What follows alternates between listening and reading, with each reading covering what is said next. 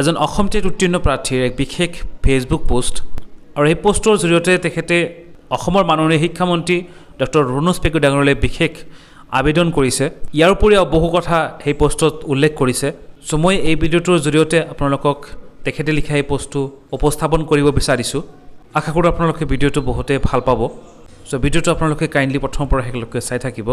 চ' বলক আমি ভিডিঅ'টো আৰম্ভ কৰোঁ। এজন অসম টেট উত্তীৰ্ণ প্ৰাৰ্থীৰ এক বিশেষ ফেচবুক পোষ্ট, য'ত তেখেতে বৰ্তমান যি ৰিক্ৰুটমেণ্ট প্ৰক্ৰিয়া চলি আছে তাৰ লগত সংগতি ৰাখি এই পোষ্টটো তেখেতে কৰিছে। পোষ্টৰ জৰিয়তে মাননীয় শিক্ষামন্ত্ৰী ডক্টৰ ৰণোজ পেগু ডাঙৰীয়ালৈ কাটৰ আহ্বানো জনাইছে। তেখেতে লিখা সেই পোষ্টটো মই পঢ়ি শুনাব বিচাৰিছোঁ আপোনাৰ সন্মুখত। চ' আপোনালোকে ভিডিঅ'টো চাব। নমস্কাৰ গ্ৰহণ কৰিব মাননীয় শিক্ষামন্ত্ৰী মহোদয়।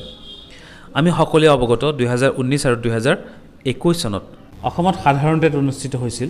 ইতিমধ্যে অসমত প্ৰায় 30,000 অসম টেট উত্তীৰ্ণ প্ৰাৰ্থী চাকৰিৰ পৰা বঞ্চিত হৈ আছে। 2021 চনৰ অসম টেট উত্তীৰ্ণ প্ৰাৰ্থীৰ বাবে আজিলৈ অসম চৰকাৰৰ ফালৰ পৰা নিযুক্তিৰ এটাও ফ্ৰেছ এডভাৰটাইজমেণ্ট প্ৰকাশ নাপালে। 2021 চনৰ টেট উত্তীৰ্ণ চাকৰিৰ পৰা বঞ্চিত প্ৰাৰ্থীসকল বহুত আশাৰে বাট চাই আছিল এটা বৃহৎ বিজ্ঞাপন প্ৰকাশ পাব বুলি। অসম চৰকাৰে এই বিষয়টো গুৰুত্ব সহকাৰে বিবেচনা কৰাৰ প্ৰয়োজন আছিল বুলি আমি ভাবোঁ। যদিও বহু অপেক্ষাৰ অন্তত বিজ্ঞাপন প্ৰকাশ পালে, কিন্তু উত্তীৰ্ণ প্ৰাৰ্থীৰ তুলনাত পদৰ সংখ্যা যথেষ্ট কম।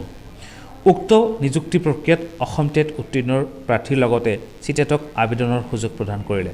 কিন্তু আমি ভাবোঁ চৰকাৰে অসম টেট উত্তীৰ্ণক প্ৰথম অগ্ৰাধিকাৰ দিয়া উচিত আছিল, যিহেতু অসম চৰকাৰৰ ফালৰ পৰা অনুষ্ঠিত কৰা হৈছিল অসম টেট। কিন্তু অসম চৰকাৰে সেইটো নকৰিলে, অৰ্থাৎ অসম টেট উত্তীৰ্ণৰ লগত এক বৃহৎ অন্যায় কৰিলে। লক্ষণীয় কথা হ'ল যে 3 তাৰিখত যি চিটেটৰ ৰেজাল্ট ঘোষণা কৰা হ'ল, তাতে উত্তীৰ্ণ হোৱা যিসকল প্ৰাৰ্থী আছে সেইসকলকো DWE আবেদনৰ বাবে নতুনকৈ পৰ্টেল মুকলি কৰিলে, যাৰ দ্বাৰা এক বৃহৎ অন্যায় কৰিলে আকৌ এবাৰ অসম টেট উত্তীৰ্ণ প্ৰাৰ্থীৰ লগত। 2019 আৰু 21 চনৰ টেট উত্তীৰ্ণ প্ৰাৰ্থীসকলৰ বহুতৰে আবেদনৰ বয়সৰ সীমা পাৰ হৈ গৈ আছে আৰু বহুতৰে পাৰ হ'ব ধৰিছে। তেওঁলোকৰ অধিকাংশ প্ৰাৰ্থী বহু আগতেই গ্ৰেজুৱেশ্যন কৰা। তেতিয়াৰ পৰীক্ষাৰ পদ্ধতি আজিৰ দৰে ছেমিষ্টাৰ নাছিল, অৰ্থাৎ তেওঁলোকৰ পৰীক্ষা পদ্ধতি আছিল এনুৱেল এক্সামিনেশ্যন বেচিছ। সেই সময়ত গ্ৰেজুৱেশ্যন কৰা প্ৰাৰ্থীৰ নম্বৰ যথেষ্ট কম। তেওঁলোকৰ BEd DLEডতো নম্বৰ যথেষ্ট কম, কাৰণ তেতিয়া নম্বৰ পদ্ধতি আজিৰ দৰে উন্নতমানৰ নাছিল, যাৰ বাবেই তেওঁলোকে সদায় চাকৰিৰ পৰা বঞ্চিত হৈ হতাশাত ভুগিছে।